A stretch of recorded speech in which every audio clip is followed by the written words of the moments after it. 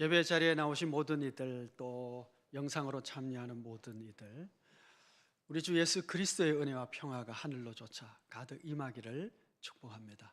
특별히 오늘 예배를 통해서 하나님이야 우리 함께 하시고 우리의 심령과 영혼과 육신을 만져주시고 치유하시는 그런 은혜가 임하기를 더욱 축복합니다. 좋은 찬양 이렇게 준비해 주셔서 감사합니다. 늘 하나님이 기뻐 받으실 만한 찬양의 헌신이 된 줄 믿습니다. 정말 좋은 식당, 카페 만나게 되면 함께 오고 싶은 사람들이 생각나서 누구에게 전화하고 알려줘야 되겠구나 그런 생각이 듭니다. 그런데 어떤 때는 정말 귀하고 좋은 장소를 발견하게 되면 나만 알고 싶은, 남에게 알려주면 그 장소가 파괴될 것 같은 그런 마음이 들어서 혼자 알고 싶은 그런 마음들이 생길 때도 있습니다. 사랑이라고 하는 것은 참 많아서 풍성할수록 좋아서 많은 자에게 나누어 주는 것이 옳습니다. 그런데 어떤 종류의 사랑은 나누어서는 안 되는 사랑이 있습니다. 배타적이고 독점적인 사랑이어야 하는 그런 사랑이 있죠. 어떤 사람이 사랑이 너무 많습니다. 어떤 여자분이 사랑이 너무 많아서 내 남편도 사랑하고 저 남자도 사랑하고 또 다른 남자도 사랑하고 그러면 그것은 사랑하는 것이 아니죠. 어떤 여자가 나 사랑이 너무 풍성해서 내 남편도 사랑하고 이 남자 저 남자 만나는 대로 다 사랑을 나눠주면 그건 사랑하는 것이 아닙니다. 어떤 종류의 사랑은 독점적이고 배타적이어야 하는 사랑이 있다는 말씀입니다. 하나님과 이스라엘 사이에서 나누는 사랑은 이렇게 독점적이고 배타적인 사랑입니다. 하나님께서는 이스라엘만 사랑하기로 했고 이스라엘은 하나님만 사랑할 것을 요청했습니다. 그런데 이스라엘은 하나님을 그렇게 사랑하지 않았습니다. 하나님은 이스라엘을 내가 너만 알았다 그렇게 말씀할 정도로 이스라엘을 특별히 귀중히 여기고 사랑하셨습니다. 그런데 이스라엘은 하나님을 사랑한다고 하면서도 농사 지을 때는 농사의 진을, 축제 때는 축제의 신을, 술 마실 때는 술의 신을 사랑하는 거예요. 그것은 하나님을 사랑하는 것이 아니었습니다. 내가 하나님 사랑합니다 하지만 하나님이 요구하시는 사랑은 독점적이고 배타적이고 유일한 사랑이기 때문에 그렇습니다. 우리가 하나님을 사랑하고 섬긴다 할 때도 역시 마찬가지입니다. 하나님을 그렇게 사랑해야 하는 것이죠. 나눌 수 없는 사랑을 하나님과 나누는 것, 그것이 신앙입니다.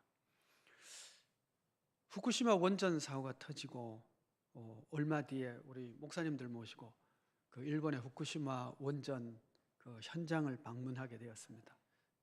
동경에서 상당히 먼 거리이기 때문에 중간에 1박을 해야 되었고 가다가 가볼 만한 곳이 하나 있어서 갔어요. 그곳은 안중근 의사의 어떤 유물이 있는 곳이었습니다.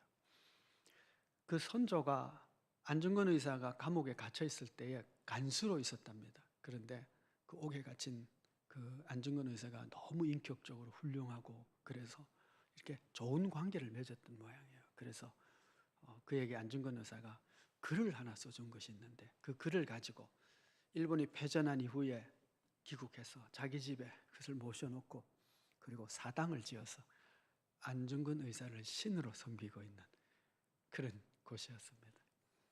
이 사람들의 문화는 훌륭한 사람도 신이고 다 신이 되는 거예요. 그러니 어떤 한 분만 하나님이라고 섬기는 이런 문화를 갖기가 어려우니 예수 믿기가 참 쉽지 않겠다는 생각을 합니다. 물론 우리가 은혜로 구원받는 거니까 환경과 관계없이 하나님 부르시면 다 예수 믿게 됩니다만은 하나님의 참된 그 하나님 사랑, 성경이 말씀하고 있는 그 성경적인 사회를 만들어 가기에는 참 일본이 힘들겠다는 생각을 해보곤 합니다. 하나님께서 이스라엘 백성을 제사장 민족으로 부르시고 그들에게 율법의 도를, 하나님을 섬기는 규례를 가르쳐 주시면서 가장 중요하게 가장 먼저 말씀하신 것을 우리가 알고 있습니다. 그것을 신명기 6장 4절의 말씀. 쉐마 이스라엘, 이스라엘아 들으라. 우리 하나님은 어떤 하나님? 유일한 하나님이시니 너는 너의 전 존재를 다해서 마음과 뜻과 힘을 다해서 하나님을 사랑하라. 그 얘기는 뭐예요? 하나님만 너의 전 존재를 다해서 사랑하는 것, 이것이 율법과 규례와 계명을 지키는 가장 큰 출발점이고 전제고 기초라고 하는 것을 말씀해 주고 있습니다. 이스라엘은 하나님을 그렇게 사랑해야 했습니다. 왜냐하면 하나님도 이스라엘을 그렇게 전적인 사랑으로, 특별한 사랑으로, 유일한 다른 민족은 없이 이스라엘만 있는 것처럼 택하여 사랑했기 때문에 그 사랑을 요구하시는 것입니다. 오늘도 하나님 우리에게 그런 사랑을 요구하시면서 우리가 잘못된 사랑을 할 때 질투하시는 하나님이시다, 그렇게 말씀하고 있는 것이죠. 우리가 하나님을 나의 전 존재를 다해서 하나님만 사랑하는 그런 우리 모두가 되어지기를 축복합니다. 지난주 본문의 이야기는 이런 것이었습니다. 사랑하는 남자가 찾아왔다가 떠나버렸습니다. 그래서 찾아 나서서 그 밤에 낭패를 당하고 또 힘든 일을 겪고 그런 가운데 예루살렘 여인들에게 부탁을 하죠. 내 사랑하는 자를 만나면 내가 사랑함으로 병들었다고 해라. 그렇게 찾다가 그 예루살렘 여인들에게 부탁을 합니다. 그러자 예루살렘 여자들이 묻죠. 당신이 사랑하는 남자가 다른 남자들에 비해서 얼마나 탁월한데 그렇게 이 난리를 부리느냐, 이제 그 얘기죠. 그러자 이 술람미가 자기가 사랑하는 남자나 이런 남자다고 쫙 설명을 합니다. 지난주에 잠깐 말씀드린 것은 그 모습이 사람 같지 않고 무슨 예술가가 조각해 놓은 조각품 같은 가장 완벽한 모습을 보여주며 내 남자가 이렇습니다, 그렇게 얘기한 것이죠. 자, 그러자 예루살렘 여자들이 그러냐고, 그럼 우리 같이 한번 찾아보자고 합니다. 그것이 오늘 우리가 읽은 1절의 말씀입니다. 1절 말씀이 이렇습니다. 여자들 가운데 어여쁜 자야, 네 사랑하는 자가 어디로 갔는가? 네 사랑하는 자가 어디로 돌아갔는가? 우리가 너와 함께 찾으리라. 우리 함께 찾으러 가자 그러는 거예요. 그런 남자 같으면 같이 찾아줄 의미가 있다고 생각한 것이죠. 찾아보자 그런 거예요. 그런데 2절 말씀이 참 이상한 말씀이에요. 자, 2절 말씀이 이렇습니다. 내 사랑하는 자가 자기 동산으로 내려가 향기로운 꽃밭에 이르러서 동산 가운데서 양떼를 먹이며 백합화를 꺾는구나. 이게 뭔 얘기예요? 이 남자가 어디 있는지 알고 있는 거예요, 지금. 아니, 앞에까지의 스토리는 어떤 거예요? 못 찾아서 지금 찾아달라고 그러고 함께 찾아가자고 하는 이런 이야기였는데, 찾아가자고 하니까 또 말하기를 자기 동산에 가서 백합화를 꺾고 양떼를 먹이고 어디에 있는지 알고 있는 거예요. 너무 이상한 얘기지, 그렇죠? 그래서 남녀 간의 사랑의 스토리로 읽으면 참 이상한 얘기인데, 이것이 하나님과 이스라엘 사이에 일어나고 있는 그 사랑의 이야기라고 한다면 우리가 이해가 되는 거예요. 어떻게 이해가 되나요? 이스라엘이 하나님을 찾아서 이곳저곳 다니다가 다 낭패를 겪었지만 실제는 하나님을 어디 가면 만날 수 있는지 이미 알고 있는 거예요. 하나님께서 이스라엘에게 계시해 주셨어요. 가르쳐 주셨어요. 나를 만나려면 어디로 와라. 나를 만나려면 어떻게 하면 된다. 하나님을 만나는 곳, 하나님을 만나는 길, 하나님을 만나는 방식 가르쳐 주셨어요. 율법을 통해서, 선지자들을 통해서 이미 계시해 주신 겁니다. 그래서 이스라엘은 하나님을 만나기 위해서 산당에 가서 될 일이 아니고 저 축제의 자리에 가서 될 일이 아니고 하나님이 계신 곳 성전으로 나오면 되었어요. 성소로 나오면 돼요. 말씀해 주셨으니까. 물론 성소로 나올 때는 또 하나님을 만나기 위한 준비들이 필요하겠죠. 속죄의 제사도 드려야 되고, 속죄의 제물이 필요한 것이 아니라 또 우리가 지금 미가서 외우고 있는 것처럼 정의를 사랑하고 인자를 사랑하고 겸손하게 마음을 낮춰서 하나님과 함께 동행하기를 사모하는 마음으로 나오면 그곳에 하나님이 계시고, 하나님을 만나면 우리는 그 하늘의 은총을 누리며 살아갈 수 있게 되죠. 여러분, 오늘 예배드리러 나오셨어요. 그냥 한 종교인이 종교의 관습을 따라 시간이 되었으니까 나를 맞추어서 예배드리러 나오신 분들은 없을 줄 압니다. 그렇게 종교인의 관습에 따라 예배드리러 나온 이들도 종종 있어요. 그러나 예배드리러 나오는 우리 모두의 마음속에는 무엇이 있느냐면, 내가 오늘 예배를 통해서 하나님을 만나면 참 좋겠다, 우리 예배 가운데 하나님이 임재하셨으면 참 좋겠다, 내 기도에 응답하여 주시고 진리의 말씀으로 내 영혼을 만족해 주시고 내게 새 힘을 주시고 나의 연약함을 새롭게 하시고 나의 묶인 발을 자유케 하여 주시고 나의 질병을 고쳐주시고 은혜의 하나님, 진리의 하나님이 충만하게 역사하시는 그 예배 가운데 하나님을 만나면 좋겠다, 그런 열망을 가지고 그런 소망을 가지고 예배 자리에 나오신 줄 믿습니다. 그냥 습관을 쫓아 때를 쫓아서 주일날 11시 예배 드려야지 그렇게 오신 분이라도 지금 이 순간에 하나님을 내가 진짜 만나고 싶다는 그런 열망들이 생겨지기를 축복합니다. 그래서 예배를 마치고 돌아갈 때는 우리 다 그런 감동이 있어야 돼요. 내가 오늘 하나님을 만났다, 하나님이 나를 오늘 만져주셨다, 하나님이 나를 치유해 주셨다, 하나님이 내게 새로운 용기를 주셨다, 하나님이 내게 새로운 꿈을 허락하여 주셨다고 내가 하나님을 만난 경험을 가지고 이제 나아가서 세상에서 간증할 수 있는 그런 예배가 되기를 축복합니다. 여러분, 우리만 아니고요, 세상 사람들도 다 하나님을 만나고 싶은 열망을 가지고 있어요. 그런데 우리는 하나님을 만나는, 어떻게 하나님을 만나는지 알고 있는 사람들이에요. 그러니 그 하나님을 만나는 그 자리를 우리가 만들어야 되고, 그 하나님을 만나서 날마다 우리의 영혼이 새로운 힘을 얻고 용기를 얻고 살아가야 된다고요. 여러분, 하나님을 어떻게, 어디서 우리가 만날 수 있다고 말씀해 주셨나요? 이스라엘 사람들에게는 성소에서, 오늘 우리에게는 예수님께서 이렇게 말씀하셨어요. 이 산으로도 말고 저 산으로도, 이 산도 아니고 오직 영과 진리로 예배 드릴 때가 오나니.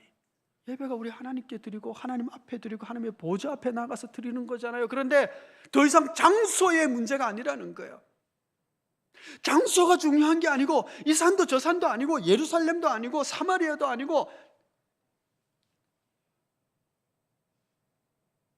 영과 진리로 예배드리는 자, 우리 내적인 우리의 마음속에 내 영혼이 하나님 앞에서 주를 사모하는 마음으로 예배를 드리고 찬양할 때, 진리의 말씀을 쫓아서, 그리스도 예수가 진리입니다, 예수 그리스도의 이름으로 그분의 가르침을 내가 간직하며 그분의 말씀대로 살기를 힘쓰는 그 진리 위에 서서 주 앞에 나오면, 바로 그 영과 진리로 예배 드리는 그 공동체 위에, 그 교회에 하나님은 자신을 계시하여 주시고 응답하여 주시고 말씀하여 주시고 만나 주시는 줄 믿습니다. 뿐만 아니라 주님은 또 이렇게 말씀하셨어요. 구하라, 두드리라, 찾으라. 구하는 이마다 얻을 것이다. 찾는 이가 찾을 것이다. 두드리는 이에게 열릴 것이다. 구하는 이마다 얻을 것인데, 구하는 이에게 하나님께서 좋은 것을, 성령을 주시지 않겠느냐. 우리가 갈급한 마음으로, 구하는 마음으로 하나님 앞에 나와 문을 두드리면 하나님은 우리에게 성령으로 충만케 하여 주실 줄 믿습니다. 하나님 그렇게 만나는 겁니다. 얼마나 멋진 예식을 쫓아서 예배를 드리느냐가 아니고, 물론 예전은 대단히 중요합니다. 예전에 그 순서마다 하나님이 우리를 만나주시는 아주 귀한 신령한 장치들이 거기 있어요. 그래서 예전에 맞춰서 예배 드리는 거 대단히 중요합니다. 그러나 더 중심에는 내가 하나님을 만나고 싶다는 갈망을 가지고 구하는 마음으로 기도하고, 그리고 영과 진리로 우리의 전 존재가 하나님 앞에 나와 예배드릴 때 하나님께서는 우리 예배를 받아주시고 우리에게 그 자신을 계시하여 주시고 우리를 새롭게 하여 주실 줄 믿습니다. 그러니 여러분, 오늘 우리가 예배를 드리고 나아갈 때 우리의 마음속의 갈망이 다 무거운 짐들은 새롭게 되고 가벼워지고 근심 걱정은 사라지고, 주님이 오늘 나를 만나서 내 마음을 새롭게 해주시고 내 영혼을 깨끗하게 해주시고 내 육신을 고쳐주셨다, 그렇게 간증할 수 있는 오늘 예배가 되기를 축복합니다. 어떻게 하면 된다고요? 갈망하는 마음으로 예배드립니다. 간절한 마음으로 예배를 드리고 내 영으로 진리로 예배드린 자 되는 것이죠. 아니, 이 사랑하는 자가 어디 있는지 이미 알고 있다는 것을 그가 말하면서 자신의 사랑을 고백하는 것이 3절 말씀입니다. 이 여인이 이렇게 고백합니다. 나는 내 사랑하는 자에게 속하였고 내 사랑하는 자는 내게 속하였으므로. 그럽니다. 나는 내 사랑하는 자에게 속했고 내 사랑하는 자는 내게 속했다. 이렇게 이제 사랑 고백을 하는 겁니다. 이것이 2장 16절에도 나와요. 그러니까 거듭 나오는 사랑의 고백을 지금 보여주고 있다는 얘기는 아가서의 굉장히 중요한 표현 중에 하나라는 것이죠. 핵심 내용이죠. 뭐예요? 나는 내 사랑하는 자에게 속했고 그 사랑하는 자는 내게 속했다. 이 해석을 이 번역을 이제 히브리어를 번역한 거잖아요. 히브리어 원문을 직역을 하면, 보통은 직역을 하면 이제 뜻이 잘 안 와닿습니다. 그래서 이제 의역을 하게 되는데 이 히브리어 성경은 직역을 하면 더 나은 것 같아요. 직역은 이렇습니다. 내 사랑은 나의 것, 나는 그의 것. 유행가 가사 같죠? 근데 훨씬 더 심플하고 강력하지 않아요? 내 사랑은 나의 것, 그는 나의 것. 여러분, 이것이 이스라엘과 하나님 사이에 고백되어져야 할 사랑의 고백입니다. 내 사랑은 나의 것, 나는 그의 것. 여러분, 하나님과 이스라엘 사이에 맺은 관계를 우리가 언약의 관계라고 하는데 이 언약의 중요한 내용이 이거예요. 하나님과 이스라엘 사이에 맺은 언약이 뭐예요? 나는 너의 하나님이 되고 너는 나의 백성이 되고, 그거잖아요. 이걸 좀 다르게 표현하면 내 사랑은 그의 것, 그는 나의 것이에요. 이스라엘이 하나님에 대해서 하나님의 사랑은 내 것이고 나는 하나님의 것입니다라고 고백하기를 원하고, 하나님도 너는 나의 것이고 나는 너의 하나님이라고 고백하고, 우리 그렇게 이 관계를 맺고 살자. 오케이? 됐냐? 약속? 그래서 서약하는 것이 이 하나님과 이스라엘 사이의 계약 관계였거든요.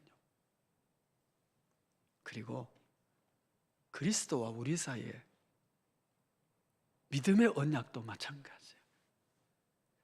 그리스도는 나의 주님이시고 나는 주님의 것입니다. 바울이 이렇게 고백하죠. 그래서 나는 죽고 그리스도가 내 안에 살고, 더 이상 나는 나를 위해 사는 자가 아니라 나를 부르신 그분을 위해서 사는 것이다. 나는 그의 것이고 나는, 주님은 내 안에 와서 나를 품고 살아가시고 나는 그리스도의 것, 그리스도는 나의 것. 이 고백이 신앙 고백이고 세례받을 때 해야 되는 고백이기도 하고, 우리가 평생을 살아가면서 하나님 앞에 이렇게 살아가기를 힘쓰는 것이 신앙의 삶인 것이죠. 이 두 연인이 상호배타적인 두 사람께만 서로 속한 사랑의 고백을 하는 것처럼 이 사랑을 깨트리고, 나는 한 사람을 사랑하기에는 내 사랑이 너무 커 해서 하나님도 사랑하고 또 이 남자 저 남자 사랑하고 이신 저신 사랑하고 하면 사랑이 아니에요. 하나님은 질투하시는. 마찬가지로 우리도 그리스도를 사랑하며 그리스도를 섬김에 있어서 내가 하나님만 사랑합니다 고백하고 하나님의 백성이 되었는데, 하나님은 나만 사랑하는데 나는 하나님을 사랑하기도 하고 또 이렇게 저렇게 다른 것도 좀 구체적으로 하면 돈도 사랑하고 권력도 사랑하고 세상 즐거움도 사랑하고 그러면 우리 사랑이 퇴색되는 것이죠. 하나님께서 질투하시는 것이죠. 지난 금요일에 나눈 말씀의 그 핵심이 회개였거든요. 회개하라 천국이 가까이 왔느니라. 회개해야 천국을 소유하게 되는 것입니다. 회개의 길을 가야 천국을 누리게 되는 거예요. 회개 없으면 안 돼요. 근데 회개가 뭐죠? 라고 물었을 때 회개는 방향 전환이다. 제가 그 말씀을 드렸어요.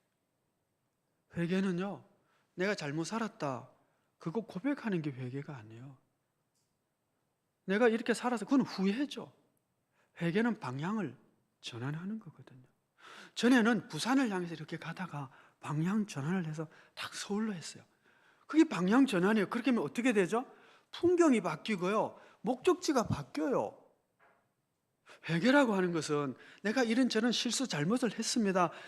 물론 그것도 회개해야죠. 그것도 다 고백해야죠. 그런데 그것이 아니라 방향을 전환하는 거예요. 내가 왜 죄된 삶을 살았느냐 하면 육신의 정욕과 이생의 자랑과 안목의 정욕과 나를 사랑하는 그 방향으로 내가 가고 있었던 거예요. 그러니까 여러 가지 하나님께서 불쾌하게 여기시는 일들이 내게 생겨진 것이죠. 그런데 회개를 하는 거예요. 나 이렇게 안 살겠다 해서 방향을 탁 틀었어요. 어떻게 해요? 하나님을 향해서. 방향을 틀면 어떻게 해요? 풍경이 달라져요. 그래서 그 글의 끝에는 하나님이 계시고 하나님의 영광이 계시고 이 방향을 딱 틀면 하나님이 보이고 이웃이 보이고 내 가는 길이 하나님 사랑과 이웃 사랑의 길을 걷는 것을 보이게 된단 말이에요. 이게 방향을 턴해야 되거든요. 근데 방향은 턴하지 않고 계속 나의 사랑, 내 사랑은 나의 것, 내 사랑도 나의 것, 내 욕망도 내 사랑, 뭐 자기 유익만 구하면서 안목의 정욕만 구하면서 그러면서 이거 잘못됐네 라고 하나님 용서해 주세요. 그리고도 계속 그 방향으로 가고 있으면 이건 하나님 사랑이 아닌 거예요. 날 사랑하고 죄악된 습관과 문화를 사랑하는 것이죠. 하나님 사랑으로 방향을 턴하는 거예요. 그래야 어떻게 돼요? 그 길의 끝에서 천국을 보고 그 길을 가면서 천국을 맛보는 것이고 부르심을 받은 길을 걷는 것이 되거든요. 그럼 여러분, 우리는 수시로 성령의 도우심과 말씀을 통해서 내 방향을, 내가 어디를 향해서 가고 있는지, 내가 지금 어떤 길을 가고 있는지, 하나님을 만나는 길을 가고 있는지 아니면 내 마음대로 하나님 만나겠다고 가고 있는지를 점검을 해볼 필요가 있어요. 그래서 내 사랑은 주의 것, 주 사랑은 내 것. 그 고백에 합당한 내 길을 걸어가고 있는지를 보며 어떻게 해요? 방향을 턴하는 거예요. 하나님 사랑으로. 하나님만 사랑하는 자. 그렇게 우리 자신의 삶의 목표와 방향과 습관과 돌이킬 수 있는, 그래서 하나님만 사랑하는 이 길을 걸어갈 수 있는 그런 우리 모두가 되어지기를 축복합니다. 이렇게 3절까지는 술람미 여인의 이야기예요. 자, 그리고 4절부터 9절까지는 솔로몬이 술람미 여인의 그 아름다움을 찬미하는 그런 노래가 되겠습니다. 근데 이미 앞장면에서 술람미 여인이 얼마나 아름다운지에 대해서 이 솔로몬이 여러 번 막 언급을 했어요. 그렇죠? 뭐 머리털은 어떻고 뭐 눈은 비둘기 같고 뭐 너무 많이 했어요. 그런데 오늘 본문에도 이제 반복되는 그런 아름다움에 대한 찬미가 있는데 오늘 장면에만 나오는 특별한 묘사가 또 있거든요. 그 부분을 살펴보면 이렇습니다. 4절 말씀을 보시면 디르샤 같이 어여쁘고 예루살렘 같이 곱고 깃발을 세운 군대 같이 당당하다. 그래요. 디르샤 같이 어여쁘고 예루살렘 같이 곱고 깃발을 세운 군대 같이 당당하다. 이게 도대체 이 술람미 여인의 어떤 아름다움을 얘기하는 것이지? 뭐 뺨은 석류 같고, 그럼 이제 그건 이해가 되잖아, 그렇죠? 돼요. 근데 디르샤 같이 곱고 예루살렘 같이 하는 게 이게 뭐야? 자, 이제 디르샤라고 하는 동네가 있어요. 그 이스라엘이 통일 왕국, 솔로몬까지 통일 왕국이었다. 여로보암 시대 때에 이제 남북 왕국으로 분열 왕국이 됩니다. 분열 왕국이 되었을 때 남왕국의 수도는 예루살렘이고 북왕국의 수도가 디르샤예요. 물론 이제 수도로 끝까지 가지는 않았습니다. 중간에 뭐 사마리아로 바뀌고 이렇게 뭐 바뀌기도 했는데, 디르샤가 첫 번째 그 북왕국의 수도였는데, 그리고 나서는 성경에 언급이 되고 있지는 않아요. 그리고 고고학적인 발굴도 없어요. 그래서 도대체 디르샤가 뭔지 잘 몰라요. 어떻게 생긴 도시인지도 잘 몰라요. 해석하기 조금 어렵겠지, 그렇죠? 그래서 우리가 비교해 보는 거예요. 북왕국의 수도로 삼을 만큼 어쩌면 그 당시에는 큰 성읍이었던 디르샤, 그리고 남왕국의 수도고 통일왕국의 수도인 솔로몬, 큰 도시들을 이야기하는 것이죠.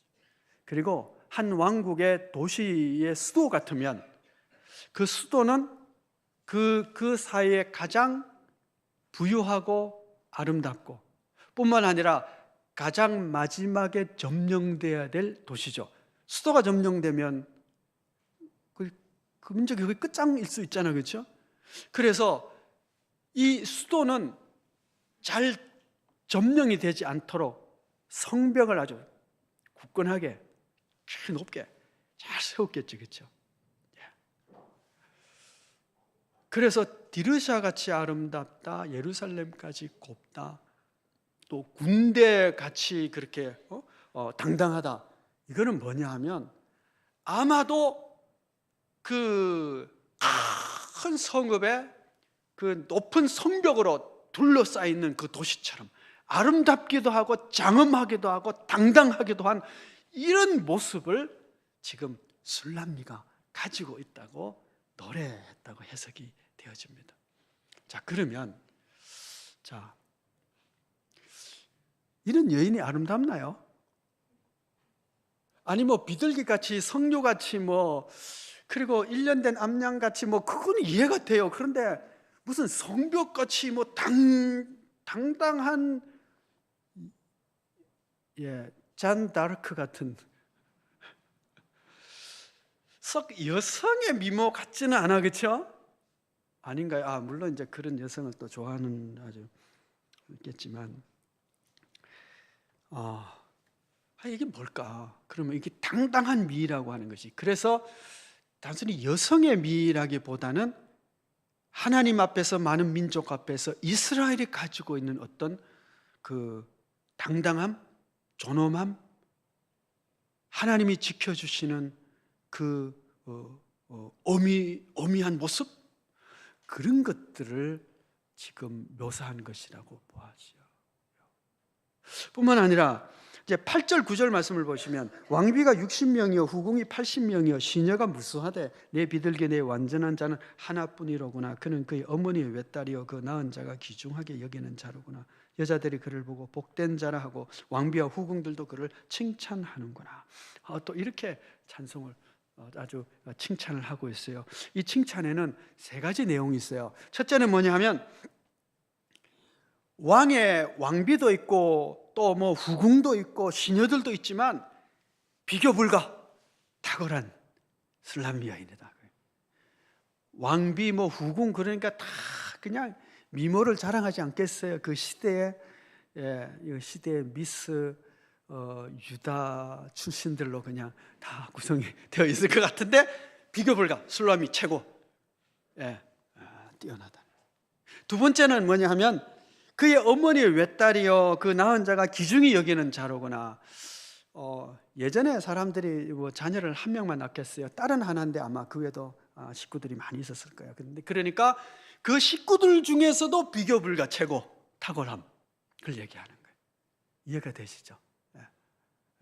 아주 미모를 자랑하고 왕의 사랑을 받기 위해서 힘쓰는 그 후궁들의 다툼 속에서도 비교 불가 최고, 형제들 가운데서 비교 불가 최고 뿐만 아니라 솔로몬이 하나밖에 없는 사람이다.